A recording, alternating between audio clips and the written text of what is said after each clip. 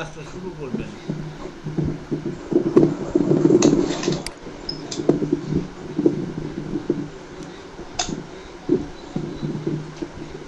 হ্যাঁ, শুরু করছি স্যার।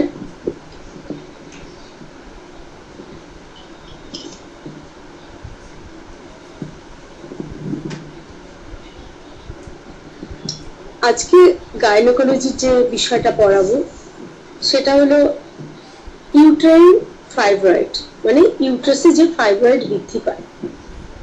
ইউট্রাসে ফাইব্রয়েড কখন বৃদ্ধি পায় বা কিভাবে এটা বৃদ্ধি পায় সেই বিষয়টা আমরা জানবো। এটা কতটা ভয়ঙ্কর হতেও পারে আবার নাও পারে, কখনো কখনো এটা কোনো অনুভব ক্ষমতাই থাকে না মেয়েদের, আবার এটা ভয়ঙ্কর রূপও নিতে পারে। এটা সম্বন্ধে আজকে আমরা এটা একটু বিস্তারিত জানব। এটি জরায়ুর যে পেশি কোষ, সেই পেশি কোষের ভেতরে এবং বাইরে দুটো দিকেই ফাইব্রয়েড গুলো বৃদ্ধি পায়। ফাইব্রয়েড যে ছোট ছোট তন্তু নিয়ে যে সংযোগ যে কলা থাকে, সংযোগ যে পেশিগুলো থাকে, সেই পেশিগুলো বাড়তে থাকে, ফলে একটা ইউট্রাস অনেক হেভি ওয়েট হয়ে যায়, একটা ভারী বোধ উপলব্ধি হয়, একটা ভারী উপলব্ধি হয়। ফলে মেনস্ট্রুয়েশনের অনেক ডিস্টার্ব হয়। যেমন অনেক ক্ষেত্রেই এটা যদি কোনো মেনস্ট্রুয়েশন যে পিরিয়ড একটা মেয়েদের যতটা চলে, যেটাই মোটামুটি কারো 50, 55, 40 এরকমের মধ্যে থাকে, তার মধ্যে এরকম যদি হয় তাহলে সে তার পক্ষে মা হওয়া অসম্ভব থাকে, অসম্ভব ব্যাপার হয়ে যায়। আর এটা ম্যাক্সিমাম বেশি হয় মনোপজের পর। মনোপজ হয়ে গেলে এটা বেশি মাত্রা হয়, কেননা হরমোনাল যে ক্ষরণগুলো থাকে সেই হরমোনাল ক্ষরণ বন্ধ হয়ে যায়, ইস্ট্রোজেনের মাত্রা কমে যায়, ফলে ফাইব্রয়েডের সংখ্যা ক্রমশ উত্তরোত্তর বৃদ্ধি পেতে থাকে।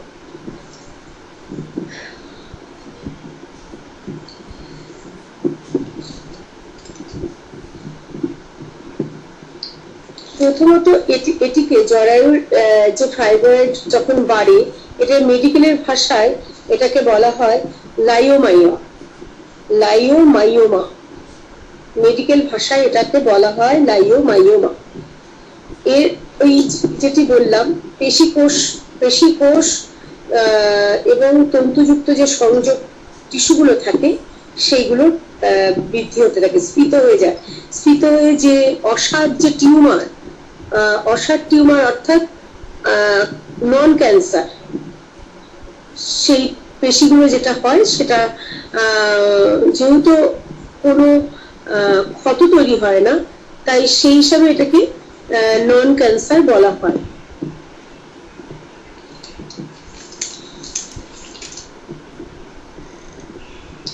আমরা যদি ইউট্রাইন ফাইব্রয়েডের প্রকার ভেদে যাই, তো বিভিন্ন ভাবে আমরা এটাকে ভাগ করে বর্ণনা করতে পারি। যেমন ইন্ট্রামোরাল ফাইব্রয়েড আমরা নোট করে নিতে পারি, একটা ইন্ট্রামোলার, তারপরে এটা রয়েছে যেমন সাবসারোসাল, সাবমিউকোসাল, পেডুনকুলেটেড। এগুলো এক একটা পার্টগুলো যেমন ইন্ট্রামোরাল ফাইব্রয়েড, সেটা কিরকম, যেটা হচ্ছে ইউট্রাসের ভেতরে, ইউট্রাসের অর্থাৎ ইন্টারনাল যে ইউট্রাসের যে ভাগ, একটা হচ্ছে এক্সটার্নাল, একটা হচ্ছে ইন্টারনাল। ইন্টারনাল ভাগে যখন পেশি বাড়তে থাকে, ফাইব্রয়েড টিস্যুগুলো বেড়ে যেটা ফাইব্রয়েড আকার নেয়, বড় আকার নেয়, সেটাকে বলা হচ্ছে ইন্ট্রামোলার, ভেতরের প্রাচীর, অর্থাৎ ভেতরের দিকের প্রাচীর।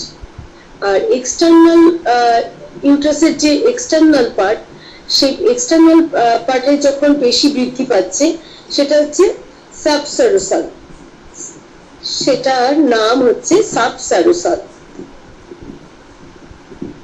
আর ইউট্রাসের ভেতরে যে একটা স্তর আছে এন্ডোমেট্রিয়াম, সেই এন্ডোমেট্রিয়াম স্তরের যখন সেটার বৃদ্ধি ঘটে, সেটার বৃদ্ধির ফলে সেটা কি হচ্ছে, সেটা তখন সাবমিউকোসাল, সেই আস্তরণটা যখন বেড়ে যাচ্ছে, এন্ডোমেট্রিয়াম স্তরের যখন বৃদ্ধি হচ্ছে, তখন সেটার নাম হচ্ছে সাবমিউকোসাল। আর পেডুনকুলেটেড হচ্ছে জরায়ুর ভিতর এবং বাইরে ডাটার মতো পেশি তৈরি হয়। সেই ইউট্রাসের গঠনের গায়ে ডাটার মতো পেশিগুলো যে তৈরি হয়, এক্সট্রা ফাইব্রয়েড তৈরি হয়, সেটার ফলে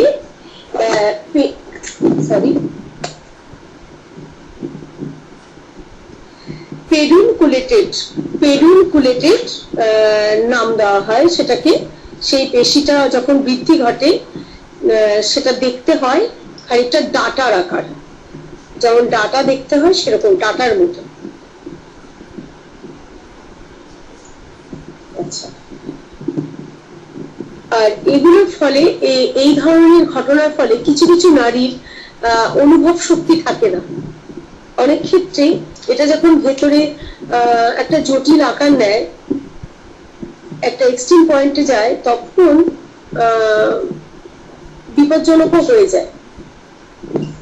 তার জন্য আমাদের আমরা কিভাবে বুঝবো এটার বারে বারে উপসর্গগুলো যেমন হয়, ঘন ঘন বাথরুম হওয়া এবং বাথরুমটা ক্লিয়ার না হওয়া, কখনো কখনো পিঠের দিকে চাপ অনুভব, হ্যাঁ, পায়ে ব্যথা, এই বিষয়গুলো থাকে। এছাড়া যেটা হয়, কখনো এরকম হতে হতে ইউরিনাল ব্লাডারে ইনফেকশন এরকমও তৈরি হয়।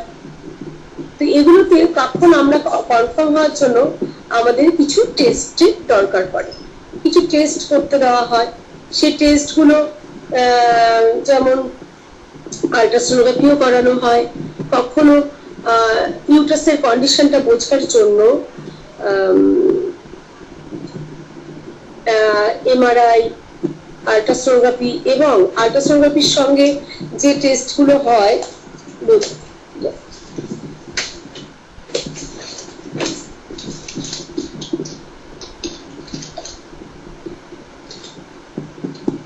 এই টেস্টের বিষয়গুলো আমাদের জাস্ট জেনে রাখতে হবে। অ্যাকচুয়ালি এগুলো প্যাথোলজি বা মানে এটা একটা ডিপার্টমেন্ট থাকে, আমাদের এটা জাস্ট একটু জেনে রাখা, আর কিছুই না।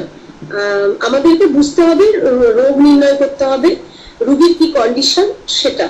তো আল্ট্রাসোনোগ্রাফি একটা পদ্ধতি, এর সঙ্গে রয়েছে সোনোহিস্টোগ্রাফি, তারপরে হিস্টোরোস্কোপি, এমআরআই, এগুলো রয়েছে। কখনো কখনো হয় ইউট্রাসে লবণাক্ত জল প্রবেশ করিয়ে আল্ট্রাসাউন্ড করা হয়। সাবমিউকাস ফাইব্রয়েড কিভাবে শনাক্ত করা হবে? তো এই সোনোহিস্টোগ্রাফির মাধ্যমে, এই টেস্টগুলোর মাধ্যমে এগুলোকে শনাক্ত করা হয়। আর আরেকটা যেটা রয়েছে, ভ্যাজাইনার মধ্যে দিয়ে খুব ছোট ক্ষুদ্র ক্যামেরা প্রবেশ করিয়ে ইউট্রাসের পরিস্থিতি, কন্ডিশন গুলো জানা হয়। এই টেস্টগুলো থাকে। এমআরআইতে টোটাল পুরো বিষয়টা ধরা পড়ে। ফলে কেউ যদি অপারেশন করাতে চায়, তখন সূক্ষ্মভাবে ট্রিটমেন্ট করতে গেলে তখন এমআরআই এর সহযোগিতা, এমআরআই এর হেল্প নিতে হয়। তো কখনো কখনো দেখা যায় যে মেয়েরা মা হতে পারেনি, মা হওয়ার প্রবল ইচ্ছা রয়েছে, তো সেক্ষেত্রে করা হয় ইউট্রাসটাকে রেখে তার ট্রিটমেন্ট করানো হয়। যেমন ইউট্রাসে ফাইব্রয়েড যখন বেড়ে যায়, তো সেখানে যে সমস্যাগুলো, ইউট্রাসকে অক্ষত রেখে ফাইব্রয়েডের যে ইন্টারনাল বা এক্সটার্নাল, সেটাকে অপারেশনের মাধ্যমে সেটাকে সাইজ করে ইউট্রাসটাকে রেখে অপারেশনটা করা হয়। আর যখন দেখা যায় মেনোপজের পর সাধারণত যদি এরকম হয়, তাহলে ইউট্রাসটাকে রিমুভ করারই কথা ডক্টররা বলে থাকেন। আর স্বাভাবিকভাবেই ইউটাসের যদি দেখা যায় যে মেয়েদের মা হওয়ার যে ইচ্ছে সেটা যদি সাকসেসফুল হতে হয়, তাহলে ফার্দার যাতে ফাইব্রয়েড উৎপন্ন না হয় সেদিকটাও একটা লক্ষ্য রাখার ব্যাপার থাকে। কেননা প্রবণতা থাকে, ফাইব্রয়েডের কাজই থাকে সেটাকে বৃদ্ধি ঘটানো, সেটা একটা ঘটনা। আর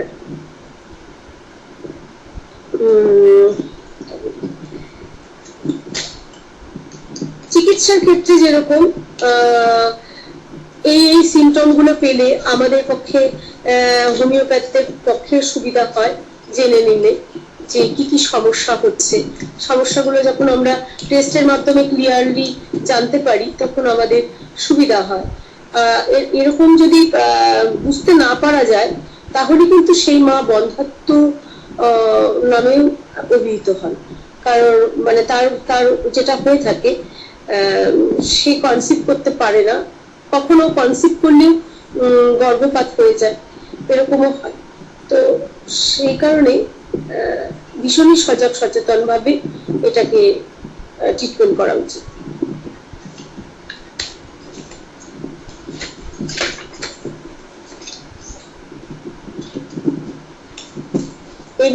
এবারে আসি এই ধরনের ক্ষেত্রে আমরা সমস্যা যেগুলো হয়, অনিয়মিত যে ইরেগুলার মেনস্ট্রুয়েশন, এছাড়া আগের দিন যেরকম পড়িয়েছিলাম মেনোজেরিয়া, বিভিন্ন যে বিষয়গুলো আপনাদের উল্লেখ করেছিলাম আগের দিন, সেই তার উপর ভিত্তি করে যে মেডিসিন গুলো আছে সেই মেডিসিন গুলো আমরা লিখে নিতে পারি।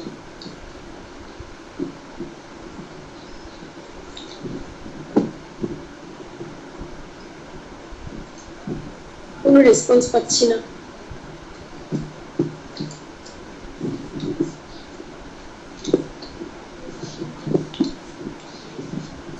হ্যালো,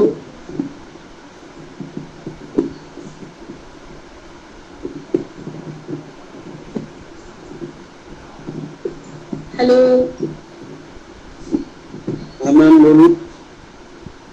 হ্যাঁ বলছি, আমি এটা এগুলোর উপরে যে মেডিসিন গুলো আছে সেগুলো আমি দিতে চাইছিলাম লেখার জন্য।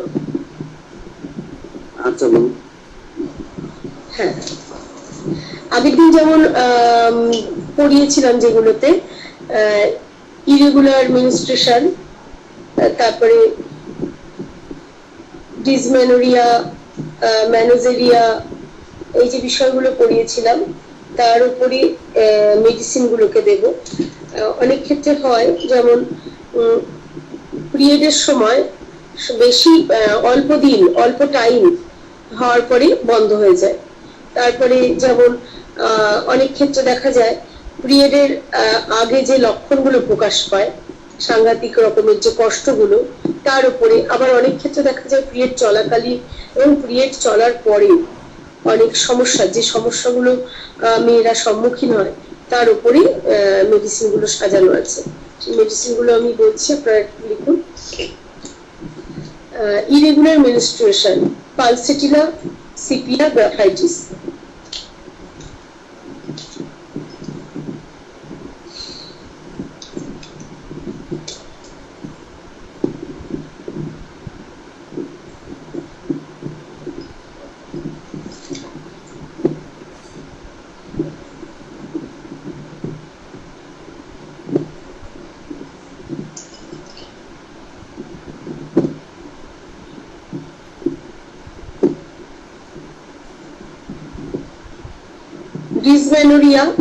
ডিসমেনোরিয়াতে কি কি মেডিসিন? কোলোসিন। ডিসমেনোরিয়াতে সাংঘাতিক রকমের পেইন হয়। ম্যাকফস, ম্যাগনেসিয়া ফসফোরিকাম, কোলোসিন, ক্যামোমিলা। ক্যামোমিলা আমরা কখন প্রয়োগ করব? যখন দেখবো প্রচন্ড বিরক্ত এবং প্রচন্ড মানে মুখে যা আসছে বলছে, সেই সমস্ত ক্ষেত্রে, একটুতে রেগে টেগে যাচ্ছে, সেক্ষেত্রে আমরা এগুলো প্রয়োগ করবো। মেনোজেরিয়া মেনোজেরিয়াতে রয়েছে যেমন সাবিনা, ক্যালকেরিয়া কার্ড, টেরিটুলাম, pendulum.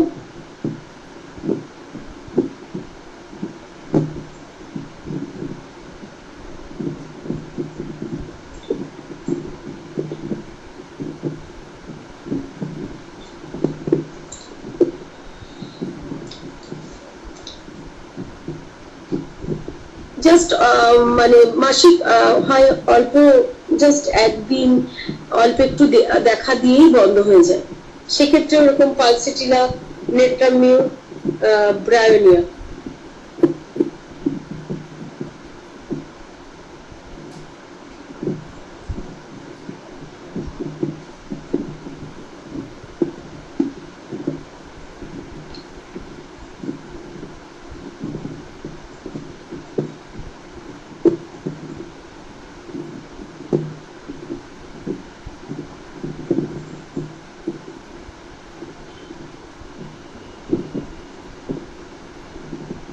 Premenstrual syndrome, lachesis, sepia, ignitia.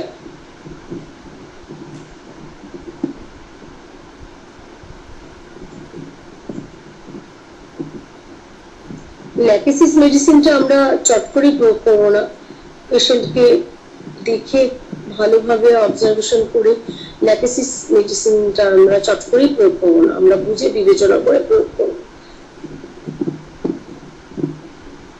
Administration চলাকালীন সাংঘাতিক রকমের মাথা ব্যথা, অনেকের মাথা যন্ত্রণা, তারপরে সাংঘাতিক পেটে ব্যথা, এরকম যখন বলে তখন যে মেডিসিন গুলো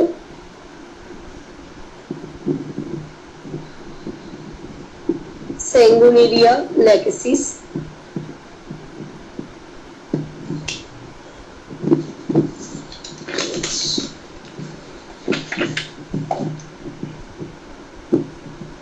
প্রয়োজনে এই মেডিসিন গুলো আমরা 6x 30 পাওয়ার এবং 200 মানে 30 বা 200 পোটেন্সিতেও ব্যবহার করতে পারি।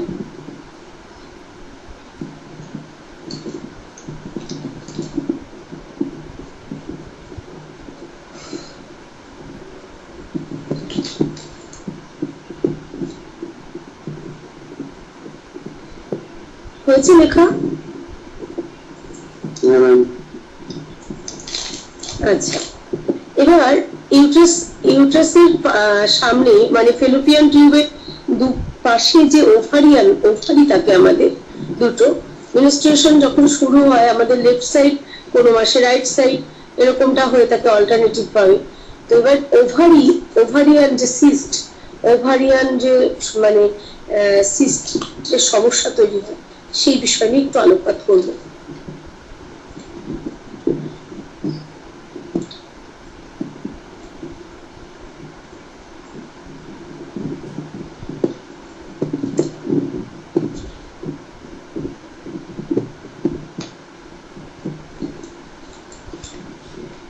প্রত্যেক মাসে যখন মেনস্ট্রুয়েশন শুরু হয় তখন একটি করে ডিম্বাণু কখনো লেফট সাইড কখনো রাইট সাইড থেকে নিঃসরণ হয়। এবার যখন সেটি বেরোতে পারে না তখন আমাদের দেখতে হয় যে সেটা পলিসিস্টিক কিনা, ডিম্বাণু কেন বেরোচ্ছে না সেটা আমাদের জানতে হয়। যদি সিস্ট হয়েছে কিনা আমাদের সেটা টেস্টের মাধ্যমে আমাদেরকে বুঝতে হয়। তো এই যে সিস্ট ওভারিতে যদি ডিম্বাণু থেকেও না বেরোতে পারে সেক্ষেত্রে জাইগোট তৈরি হতেও সমস্যা হয় বিবাহিত মেয়েদের ক্ষেত্রে যেটা। তাহলে আমাদের কি করতে হবে, একটা আল্ট্রাসোনোগ্রাফির মাধ্যমে আমাদের জানতে হবে যে পলিসিস্টিক ওভারি আছে কিনা, যদি থাকে তার ট্রিটমেন্ট আমাদের করতে হবে সেক্ষেত্রে। এবার কিভাবে রোগী বুঝতে পারবে, মানে ডক্টররা বুঝতে পারবে কিভাবে, তার পেটের নিচে ব্যথা, কখনো পিরিয়ডের তার ডিস্টার্ব স্বাভাবিক নিয়মে যেটা হয় না, কখনো পিরিয়ড তার 2-3 মাস পিছিয়েও যায়। পলিসিস্টিক ওভারিতে অনেক সময় পিরিয়ডটা টাইমলি হয় না, 3 মাস 4 মাস পিরিয়ড হচ্ছে না, 3-4 মাস পরে হয়তো দেখা গেল, এবং এতটা বেশি হলো পেটে যন্ত্রণা, সাংঘাতিক পেটে যন্ত্রণা, ডিসমেনোরিয়ার মতনই। ডিসমেনোরিয়ায় যেরকম অস্বাভাবিক পেটে যন্ত্রণা হয়, ঠিক এই ক্ষেত্রেও পলিসিস্টিক ওভারির ক্ষেত্রেও ঠিক এরকমটা হয়, অস্বাভাবিক পেটে যন্ত্রণা এবং চাপ চাপ ক্লট গুলো পড়তে থাকে, ফলে অতিরিক্ত কষ্ট যন্ত্রণা থাকে। তো পলিসিস্টিক ওভারি হলে পরে মেয়েদের যেটা মূল সমস্যা হয়, ডিম্বাণু ক্ষরণ হয় না। ডিম্বাণু ক্ষরণ না হলে ন্যাচারালি সমস্যা পরবর্তীতে ভীষণই মেয়েদের সমস্যা হয়, কনসিভ করতে পারে না। তো এটা ম্যাক্সিমাম মেয়েদের এটা বেশি হচ্ছে এখনকার বর্তমান সমাজ পরিস্থিতিতে, বর্তমান লাইফস্টাইল, মানুষের মেয়েদের যে লাইফস্টাইল তার উপর নির্ভর করে এখন এটা সমস্যাটা ভীষণভাবে বেড়ে গেছে। কখনো এটাও হয় যে কখনো গা মানে বমি বমি পায়, গা ঘুরিয়ে গা মানে বমি বমি পাচ্ছে এরকম।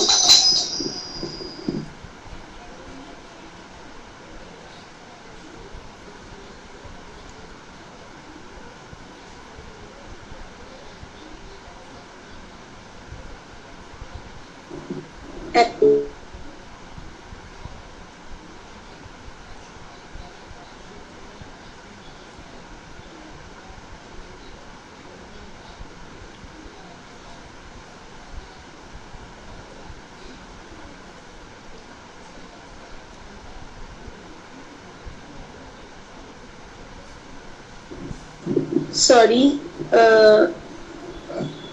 একটু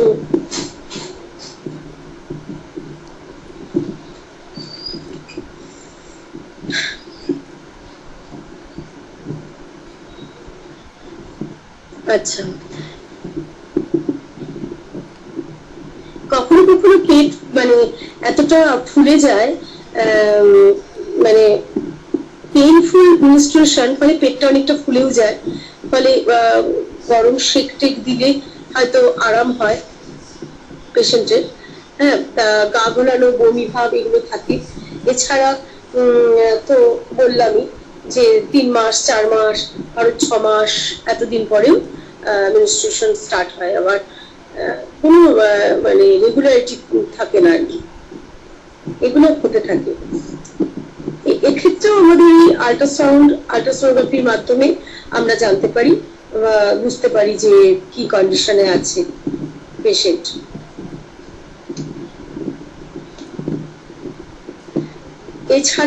এছাড়াও আমরা ব্লাড টেস্টের ক্ষেত্রে যেমন হরমোনাল যে সংক্রান্ত যেগুলো থাকে, থাইরয়েড আছে কিনা, তার ইস্ট্রোজেন ক্ষরণ কেমন হচ্ছে, এগুলো আমাদেরকে জানতে হয়, ব্লাড টেস্টের মাধ্যমে আমরা এগুলো দেখে থাকি। তো ব্লাড টেস্টে এবং আল্ট্রাসোনোগ্রাফি এগুলোর মাধ্যমে আমরা জানতে পারবো যে পলিসিস্টিক ওভারি কতটা সে পেশেন্ট বহন করছে, তার সমস্যার কারণ আমরা বুঝতে পারবো।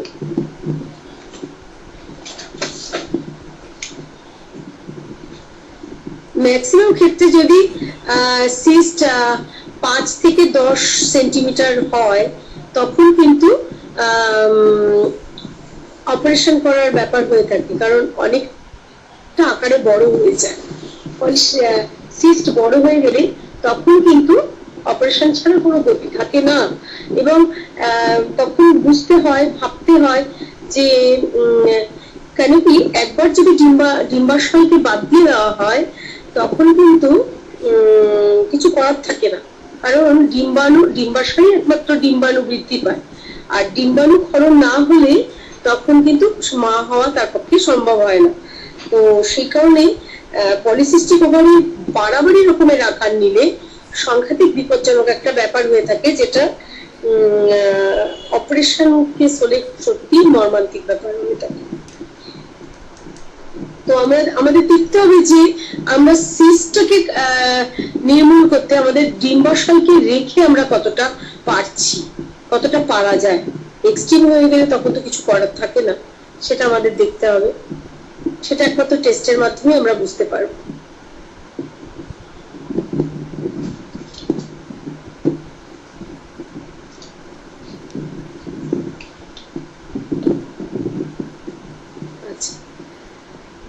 সিস্টেরও বিভিন্ন রকমের ভাগ রয়েছে। একটা ডার্মোয়েড সিস্ট, এন্ডোমেট্রিওডিক সিস্ট, আপনারা কি লিখবেন তাহলে আমি বলতে পারি। পলিসিস্টিক ওভারি, এগুলো এক একটা ওভারিতে যে সিস্ট হয় তার এক একটা নাম। ডার্মোয়েড সিস্ট, এন্ডোমেট্রিওইড সিস্ট। ডার্মোয়েড সিস্টে কি হচ্ছে, এই সিস্টে মানে যেহেতু ডিম্বাণু, সেই ডিম্বাণু যদি কনসিভ করে, তো কনসিভ করতে মানে যদি নাও পারে, সেই ডিম্বাণু কিন্তু একটা গড়ন, তার ভেতরের গড়নটা যেমন হয় সেই মানে কিভাবে বলি, মানে লোম টোম যুক্ত, নখ যুক্ত এরকম টাইপের সিস্টা আর কি আসে। মানে সেই সিস্টের মধ্যে সেই ডিম্বাশয়ের ডিম্বাণুটায় একটা অপরিণত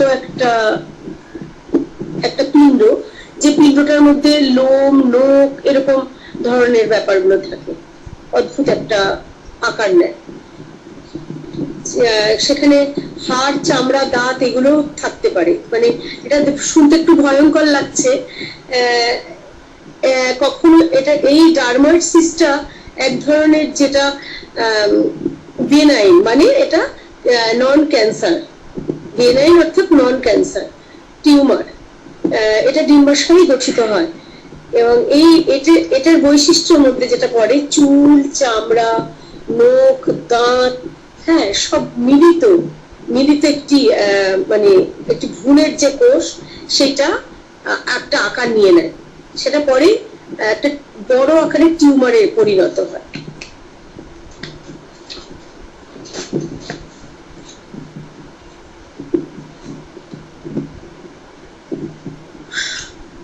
এই ধরনের টিউমারের ক্ষেত্রে কি হয়, তলপেটে ব্যথা এবং যেটা হয়, যেটা বললাম, পেটটা ফুলে যাওয়া। এছাড়াও কোনো ক্ষেত্রে এই টিউমারটি আবার ফেটেও যায়। ফেটে গেলে কত ভয়ঙ্কর একটা ব্যাপার, যেটা স্বাভাবিক। তখন তো আমাদের মেডিকেল এমার্জেন্সিতে ট্রান্সফার করতে হয়। মানে ভাবুন বিষয়টা, মানে ভ্রূণ যেটা, সেই ভ্রূণটা একটা টিউমারের আকার হয়ে যাচ্ছে, এবং সেই টিউমারটা কতটা ভয়ঙ্কর আকার হয় যে সেটা ফেটে যেতে পারে। মানে আমরা সাধারণত যেটা জানি কি হয়, আমাদের অ্যাপেন্ডিক্স ওরকম পেটে স্ফীত হয়ে কখনো পেইন হয় সাংঘাতিক, পেটে ফেটেও যায় সেটা। কিন্তু আমরা কি এটা জানি যে আমাদের ওভারিয়ান যে সিস্ট, সেই সিস্টের এই আকারটা ক্রমশ একটা বড় আকার নেওয়ার পরে সেটা বাস্ট হতে পারে? এটা কি আমরা কখনো জেনেছি, জানতাম? বাস্তবিক ক্ষেত্রে আমি নিজেও সত্যি কথা বলতে এরকম যে ঘটনা শুনেছি, বাস্ট হয়ে গেছে টিউমার। মানে এটা তো একটা ছোট ভ্রূণ, এমনি টিউমার বাস্ট হয় সেটা আলাদা শোনা যায়, কিন্তু যে ভ্রূণ শিশু, মানে আগামী দিনে যে শিশু আকার নেবে, সেটা সে হতে পারলো না। সেই ভ্রূণ অবস্থা থেকে একটা টিউমারের একটা পিণ্ড তৈরি, সেই পিণ্ডটা বাস্ট হচ্ছে। কতটা মানে এটা কতটা অ্যাবনর্মাল একটা ব্যাপার। এটা কিন্তু সবার ক্ষেত্রে হয় না, কিছু ক্ষেত্রে হয়। ওই পলিসিস্টিক ওভারি এবং নানান জটিলতা, পারিবারিক ইতিহাস এরকম থাকলে পরে এত বড় জটিল ঘটনার সম্মুখীন হতে হয়। আর এই ধরনের ক্ষেত্রে যেটা হয়, মেনোপজের পরে যে আমি একটু আগে যেটা বলছিলাম ফাইব্রয়েড ইউট্রাসের কথা, সেক্ষেত্রেও কিন্তু পারিবারিক ইতিহাসের একটা ব্যাপার থেকে যায়। পরিবারের মধ্যে মানে বাবার কুলে ঠাম্মা, পিসি, আবার এদিকে মায়ের কুলে মা, দিদা, মাসি, এদের এই ধরনের ইতিহাসগুলোর মধ্যে যদি আমরা এগুলো দেখতে পাই, পরবর্তী জেনারেশনের ক্ষেত্রে আসার প্রবল চান্স থেকে যায়। তো আমাদের ইতিহাসটাও জানতে হবে, পরিবারের ইতিহাসটা আমাদের জানা ভীষণভাবে জরুরি। আচ্ছা, এন্ডোমেট্রিওটিক সিস্ট যেটা বললাম, দুটো সিস্টের কথা বললাম, একটা তো বললামই একটু আগে। আর এটা কি আমরা কিভাবে বুঝবো? এটা জরায়ুর ভিতরের যে টিস্যু এন্ডোমেট্রিয়াম, যেটা একটু আগে বলছিলাম ফাইব্রয়েড,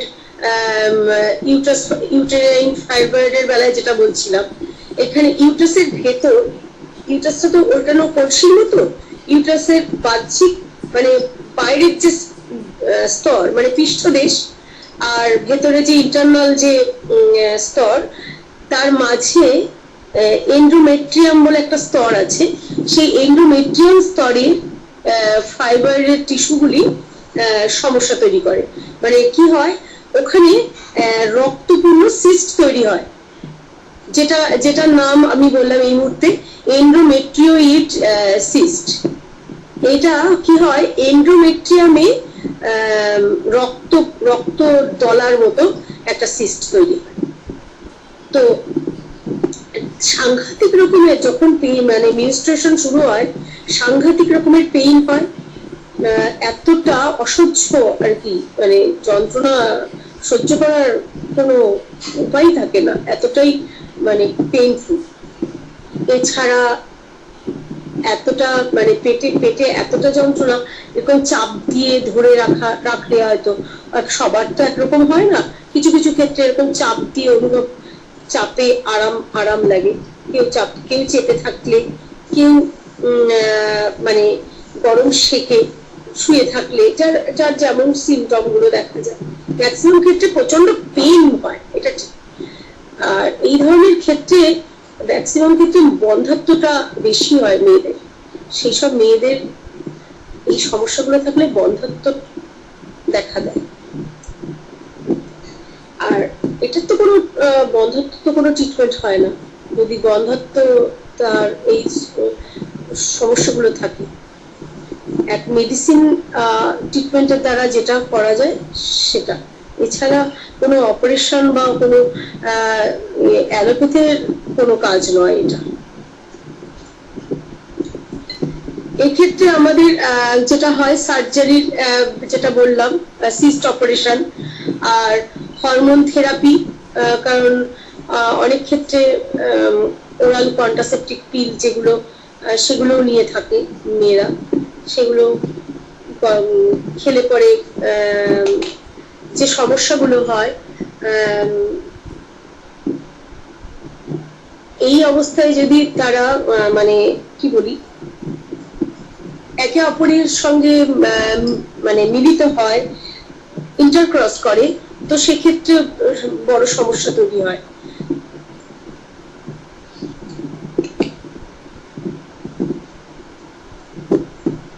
আর ইনফার্টিলিটি ব্যাপারটা কিন্তু যদি ট্রিটমেন্ট করে দেখা যায় যে না কোনো সুযোগ আছে, তো ঠিক আছে, নালে ইনফার্টিলিটির ব্যাপারটা থেকে যায়, তাহলে সেরকম ক্ষেত্রে সার্জারি কেসও দরকার পড়ে। যদি না হয় তখন কিছু করার থাকে না, যেটা আমাদের চিকিৎসা শাস্ত্রে যেটুকু পারা যায় সেটাই আমাদেরকে রিস্ক নিতে হয়।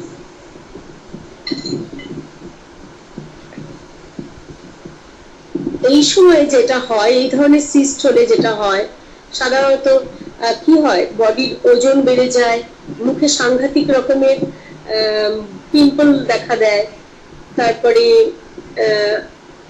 অতিরিক্ত গায়ে লোম আর কি গজায়, হঠাৎ করে দেখা যায় কোনো কোনো মেয়েদের দেখা যায় গোপের রেখা হয়েছে, গোপের রেখা দেখা দেয়, কোনো কোনো মেয়ের দেখা যায় যে পুরুষের মতো দাড়ি গোপ হয়েছে, এই বিষয়গুলো হয়।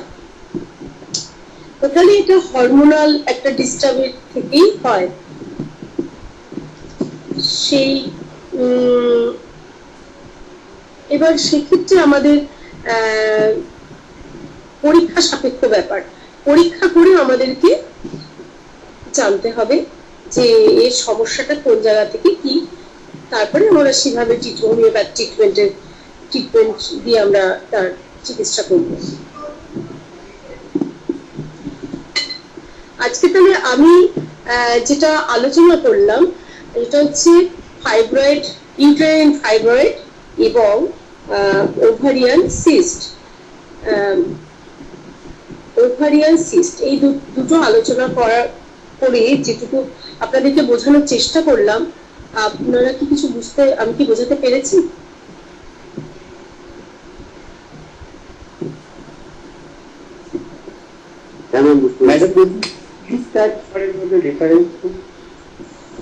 হ্যাঁ, বুঝলাম না, আমাকে একটু মাইকে মানে স্পিকারের সামনে এসে কথা বলুন। ম্যাডাম সিস্ট আর টিউমার এই দুটোর মধ্যে পার্থক্য? সিস্ট মানে এটা টিউমারটা কি হচ্ছে, একটা ছোট আকার যেগুলো সেগুলোকে আমরা সিস্ট বলি। যখন সেটা বৃহৎ আকার নিয়ে নেয় সেটা টিউমারে পরিণত হয়। ছোট ছোট ক্ষুদ্র যেগুলো থাকে সেগুলো মানে জিনিসটা একই, তার নামকরণটা আলাদা, ঠিক আছে? তার মানে সাইজের উপর নামকরণ, আর কিছুই না। বোঝাতে পারলাম?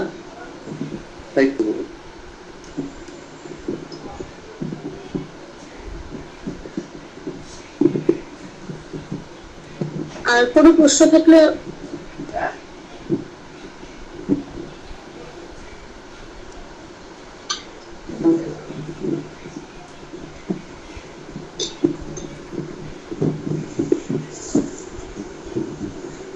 ম্যাম বলছি, হ্যালো, হ্যাঁ বলুন।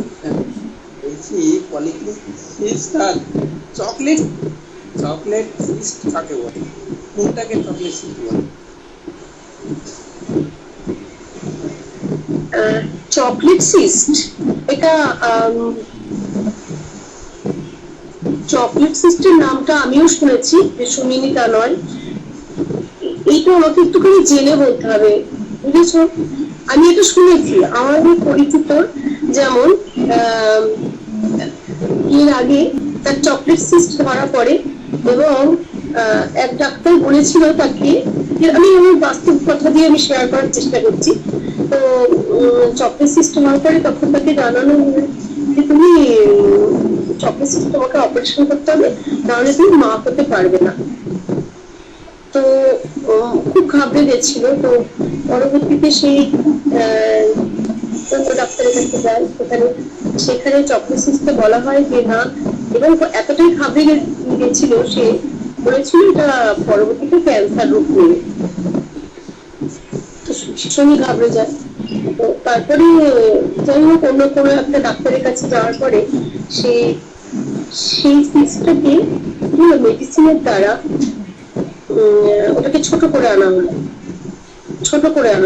হ্যাঁ, এবার বিষয়টা তখন আমি হালকা জেনেছিলাম, কিন্তু আমি পুরো না জেনে আমি ব্যাখ্যা দিতে চাইছি না, ভুল তথ্য আমি দিতে চাই না।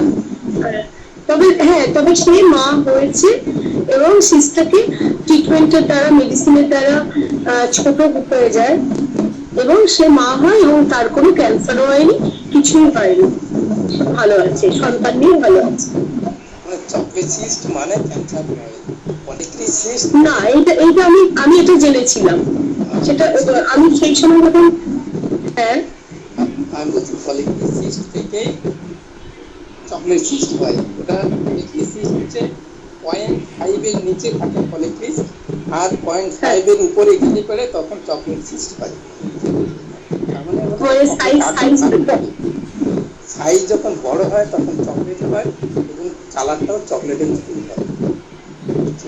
আচ্ছা আচ্ছা স্যার। হ্যাঁ বলো বলো, হ্যাঁ বলো। হ্যাঁ স্যার, ওই চকলেট সিস্টের ব্যাপারেই বলতে চাইছিলাম।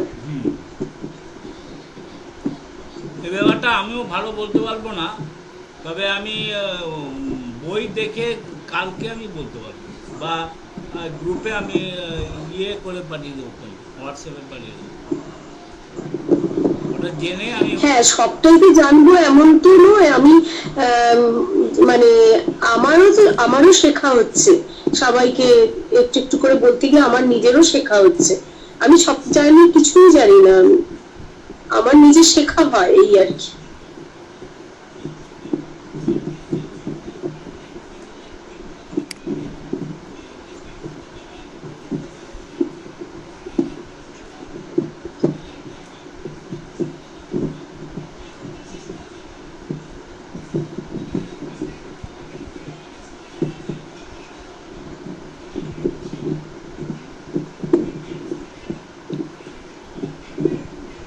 আচ্ছা, আপনাদের আর কারো কিছু জানার আছে? প্রশ্ন থাকলে প্রশ্ন করুন। আমরা আজকে হ্যাঁ, আমি আমি আমার জানার মধ্যে থাকলে নিশ্চয়ই অ্যান্সার দেবো।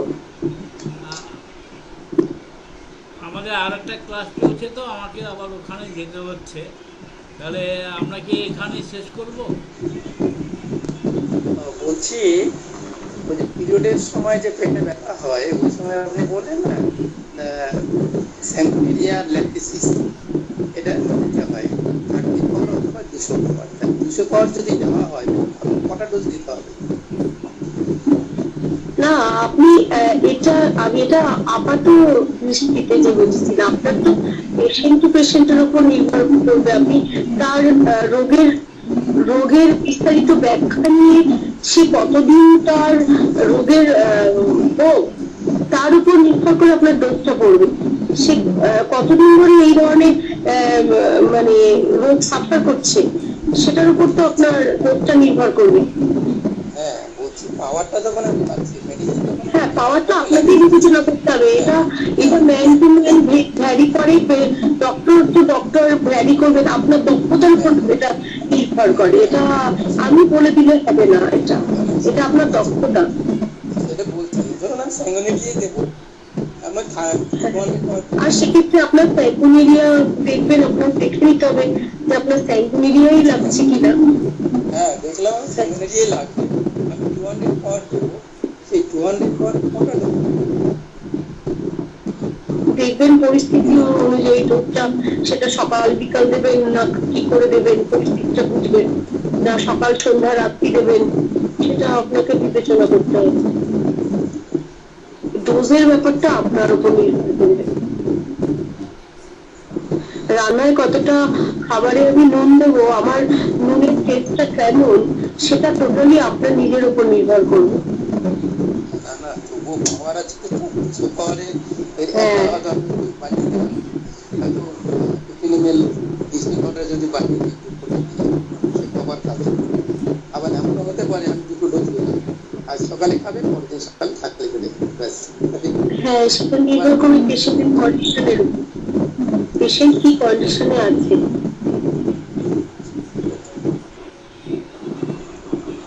হ্যালো ম্যাম, হ্যাঁ বলুন। বলছি আমি তো এতদিন মনে করেছিলাম যে সিস্ট যেটা হ্যাঁ, বৃন্তের আকারে যেটা একটু লম্বাটে হয়, সেইটাকে আমি বলে মনে করতাম। ঠিক আছে, হ্যাঁ? যেটা বৃন্তের আকারে যেটা লম্বাটে টাইপের হয়, ওইটাকে আমি সিস্ট বলে মনে করতাম। আজকে ক্লিয়ার হয়ে গেল। সিস্ট হয় সাধারণত ছোট ছোট দানাদার গোলাকার বা ডিম্বাকৃতি। আচ্ছা, সিস্টের আকার, হ্যাঁ, সিস্টের আকারগুলো এরকম ধরনেরই হয়। তবে ম্যাম লম্বাটে কি হয়? লম্বাটে মোটার মতো মানে লম্বাটি বলতে এরকম লম্বার মতো, ডিমের মতো, ডিম্বাকৃতি, গোল ভ্যারাইটিস প্যাটার্ন গুলো হয়। ম্যাক্সিমাম এক একটা সিস্ট এক এক রকম হয়, মানে ওভাল শেপ যেটাকে বলছি, ওভাল শেপ। ওভাল শেপ, বুঝতে পারছি। হ্যাঁ, ঠিক আছে।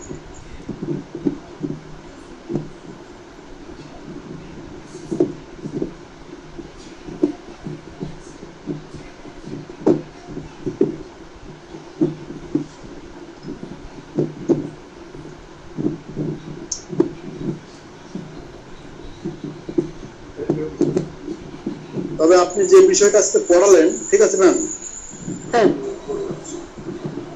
হয়তো আমাদের কাছে একটু জটিল বলেই মনে হচ্ছে, আমরা হয়তো খুব ভালো বুঝতে পারছি না। হ্যাঁ, ব্যাপারটা একটু জটিল টাইপের আছে, অত সহজে হয়তো বুঝতে পারবো না, সময় লাগবে। আমি এই জন্য বললাম একটু একটু করে আপনারা যদি লিখে নিতেন তাহলে একটু পড়লে, লেখাগুলো পড়লে আপনারা আরো বেশি বুঝতে পারতেন। আমি যেমন বললাম একটা ইউট্রাসের একটা উল্টানো কলসি, আপনি একটা ইমাজিন করুন, উল্টানো কলসির একটা বাইরের স্তর, বাইরের দিকটা আর ভেতরের দিকটা, ঠিক আছে? এবার তার মাঝে, বাইরে আর ভেতরের মাঝে যে পাতটা, ধরুন পাত হিসাবে একটা বর্ণনা করুন, কলসির একটা পাতের এপাশটা, ঠিক আছে? মাঝখানে যে পাতটা থাকছে সেটা এন্ডোমেট্রিয়াম স্তর। কি বলছি, বাইরের স্তরেও আপনার ফাইবার তৈরি হচ্ছে, তাহলে কি এইভাবে পুরো হয়ে যাচ্ছে। আবার ভেতরে যে ইন্টারনাল দিকেও ফাইবার তৈরি হয়ে যাচ্ছে। ফাইবারটা কি কিছুই না, পেশি, তন্তু, যে কোষ সমষ্টি, সেটা আস্তে আস্তে ক্রমশ বাড়ছে। সহজ বাংলায় বলছি, বেড়ে বেড়ে কি হচ্ছে, সে এরিয়া গুলোকে টোটাল বুঝিয়ে দিচ্ছি। ইউট্রাসের মাঝে যে গহ্বর থাকে, যে জায়গাটায় বাচ্চা মানে গ্রোথ নেয়, বাচ্চা বড় হয়, সেই জায়গাটা ভরাট হয়ে যায় ক্রমশ, ফাইব্রয়েড হতে হতে ভরাট হয়ে যায়। সেটা কি হয়, অপারেশনের মাধ্যমে চেঁচে কাটিং করে বের করে আনা হয়। কখন না, যে মেয়েদের মা হওয়ার ইচ্ছে আছে, তারা ট্রিটমেন্টে আছে, মা হওয়ার জন্য ইউট্রাসটাকে অক্ষত রাখা হয়, ফলে সে বেবিটা যাতে বাড়তে পারে, কাটিং করে অপারেশন করে তার একটা বাচ্চা বাড়ার মতো একটা পরিস্থিতি তৈরি করা, একটা সুস্থ পরিবেশ দেওয়ার জন্য। বাচ্চাটা যে বাড়বে তার তো একটা পরিবেশ দরকার, সেই পরিবেশটা মায়ের গর্ভাবস্থায় তো তার পরিবেশ পাওয়ার জন্য, গর্ভাবস্থায় তো তার প্লেস পাবে, প্লেসটা না পেলে সেই বাচ্চাটা বাড়বে কিভাবে? আর এই যে এন্ডোমেট্রিয়াম স্তরের বাইরের যে দিকটা, সেই দিকটাও পেশি বাড়তে বাড়তে ইউট্রাসটাকে বড়, ফলে একটি মানে সে প্রেগনেন্ট নয়, কিন্তু প্রেগনেন্ট মহিলার মতো পেটটা এরকম এতটাই উত্তল হয়েছে। এটা সোজা ভাষা, একদম পাতি বাংলায় বললাম, এইটাই বলতে চেয়েছি। কি হয়, ফাইব্রয়েড বেড়ে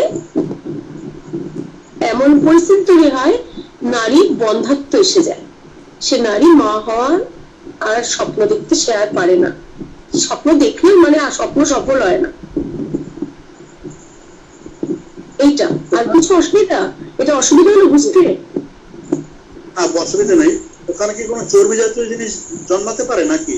চর্বি নয়, এটা একটা পেশি। চর্বি বলতে আপনি মাংস খেয়েছেন, সেই চর্বিটা ওখানে গিয়ে বেড়ে গেছে, ওরম নয়। আপনার পেশিটা স্ফীত হচ্ছে, বেড়ে যাচ্ছে পেশিটা, ঠিক আছে? পেশিটা, হ্যাঁ, এই ভেতরে যে সূক্ষ্ম যে আমাদের কোষগুলো আছে, সেই কোষগুলো বাড়তে থাকে। এটা ম্যাক্সিমাম হয় মেনোপজের পর, মেয়েদের মেনস্ট্রুয়েশন বন্ধ হয়ে যায় 50-55 বছরের পর। এবার এইটা বন্ধ হয়ে গেলে মেয়েরা টেরও পায় না, কারণ এতটাই পেইনলেস, তখন আর পেইন থাকে না, তো একেবারেই পেইনলেস, ফলে ওটা যখন বাড়ে মেয়েরা টের পায় না।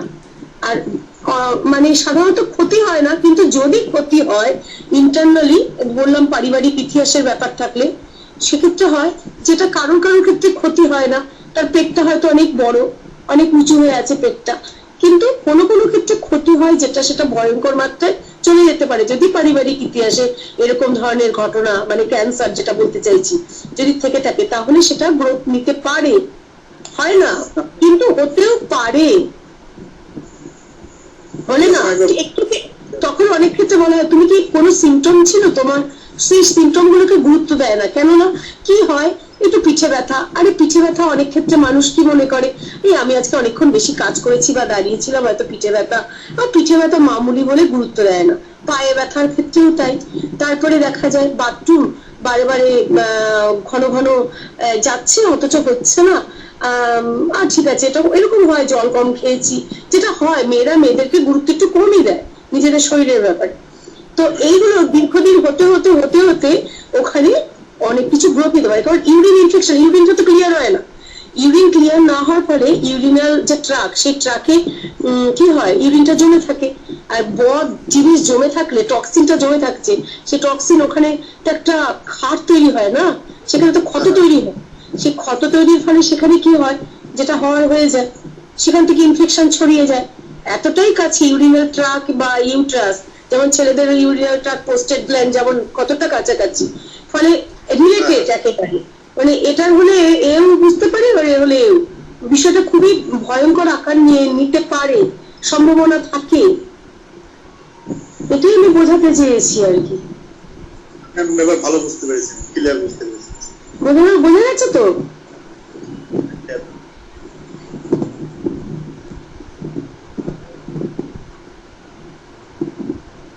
আপনি পরে জয়েন করেছিলেন?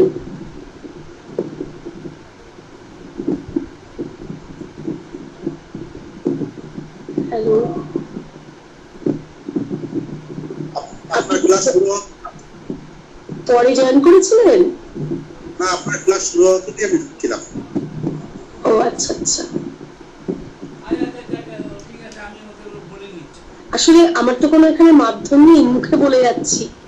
আর কিছু কিছু জিনিস যেটা মেডিকেলের ভাষায় যে নামগুলো, ওই নামগুলোর সঙ্গে স্বরগত নন, যার ফলে নামগুলো যদি একটু জানা থাকে তাহলে ইজি হয় বিষয়গুলো।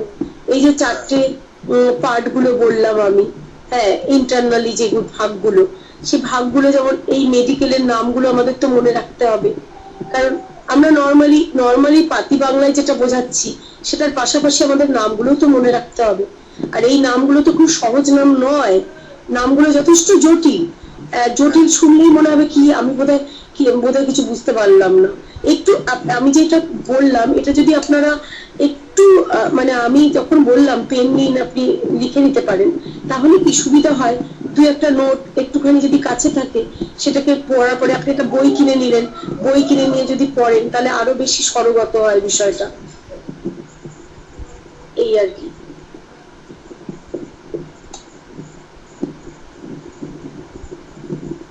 হ্যাঁ ম্যাম, যদি আপনার তেমন ভালো বইয়ের নাম জানা থাকে আমাদের একটু বলবেন এই ব্যাপারটা নিয়ে, তাহলে ঠিক আছে। ভালো। এখন আর আমার যখন এখন তো অনলাইনে করছি, যখন অফলাইনে করব তখন ওই প্রজেক্টরে বা ড্রয়িং করে যদি আমি দেখিয়ে দিতে পারি তাহলে আপনাদের কাছে ওটা আরো বেশি মানে ইজি হবে একদম,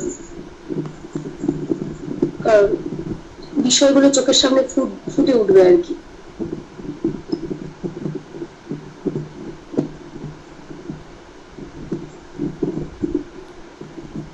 আচ্ছা, আমরা এখানে ক্লাসটা শেষ করছি, ওখানে ফার্স্ট ইয়ার ক্লাসে আমাকে জয়েন করতে হবে, তাই আমি দুঃখিত, আমরা এখানে ক্লাসটা শেষ করছি।